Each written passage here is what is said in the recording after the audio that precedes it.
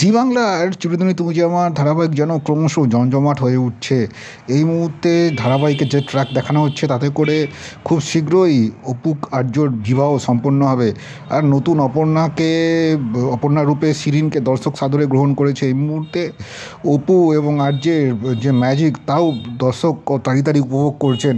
আর এরই মধ্যে আরও এক চমক দর্শকের জন্য নিয়ে আসা হলো জি বাংলা চিরদিনই তুমি যে আমার টিমের পক্ষ থেকে। প্রকাশ্যে নিয়ে আসা হয়েছে আর্য এবং অপর্ণার বিয়ের কার্ড। সেই বিয়েতে হলুদ এবং সিঁদুর মাখানো। ইতিমধ্যে সেই বিয়ের কার্ড প্রকাশ্যে আসতেই এই দর্শকের মনে, এই ধারাবাহিকের অনুরাগীদের মনে আরও যেন প্রত্যাশার পারদ যেন আরও কয়েক গুণ বেড়ে গিয়েছে, উত্তেজনা আর উন্মাদনাও আরও কয়েক গুণ বেড়ে গিয়েছে। সব মিলিয়ে খুব শীঘ্রই এই বিয়ের পর্ব আসতে চলেছে।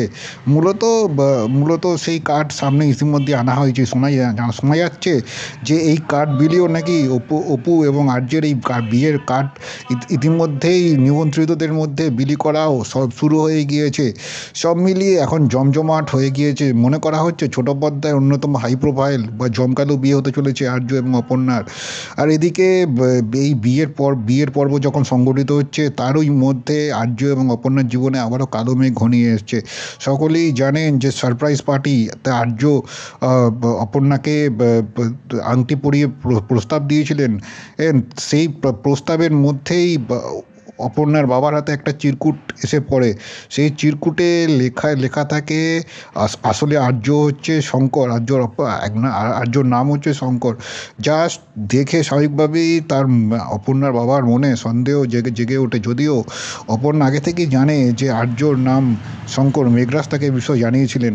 তবে কি নতুন করে মেঘরাজ আবার ষড়যন্ত্র শুরু করছেন, নাকি অন্য কেউ আর্য এবং অপর্ণার এই বিয়ের মধ্যে বাধা দেওয়ার চেষ্টা করছেন?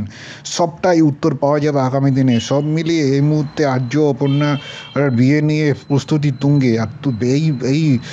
আর এই পর্বগুলি দেখার জন্য মুখেই রয়েছেন দর্শক। সব মিলিয়ে আগামী দিনে চিরদিনই তুমি যে আমার কী ঘটতে চলেছে তার দিকে বাংলা টেলিভিশনের সকল দর্শকের নজর থাকবে।